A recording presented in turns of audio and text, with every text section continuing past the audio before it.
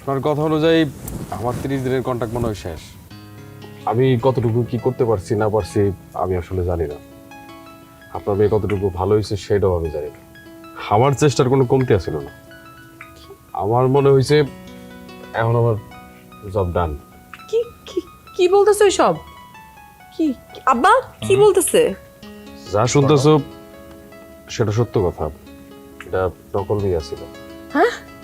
তোমার কাছে কি মনে হয় এই মল্লিক বাড়ির জামাই হওয়ার যোগ্যতা আমার আছে? তোমাকে বাড়িতে আমার মা কাম করে, মানে কাজের বুয়া। এই সাহস তো আমার আমার জন্য পাপ। সবকিছু লেগে সরি ম্যাডাম।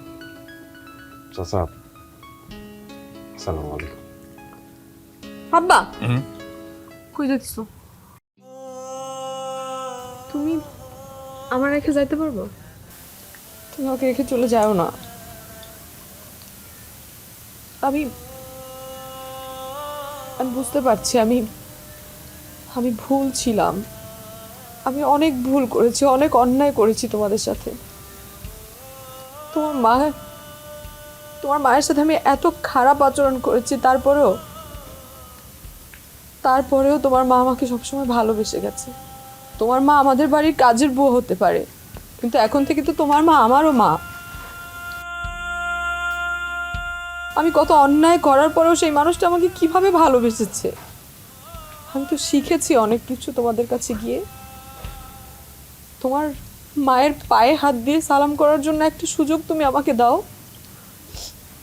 দেখো সুজন, আমার কাছে মনে হতো এই পৃথিবীতে টাকাই বোধহয় সব, কিন্তু টাকার উপরে আসলে ভালোবাসাই সব, সম্মানই সব, যেটা আমি তোমাদের সাথে দিতে পারিনি।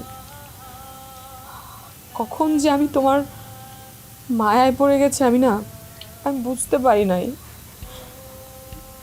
বাবা বাবা আমি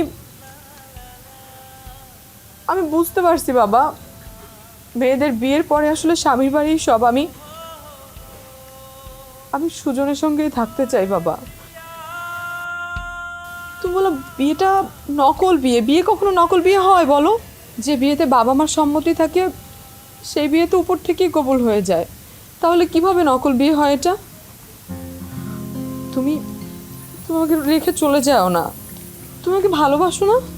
কখন জানি ঘৃণা করতে করতে আমিও তোমার ভালোবাসা ফেলেছি।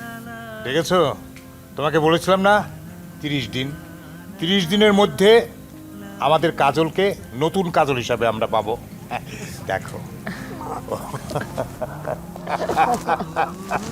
সাবাস সাবাস। আব্বা, আপনি তো অসম্ভবকে সম্ভব করেছেন।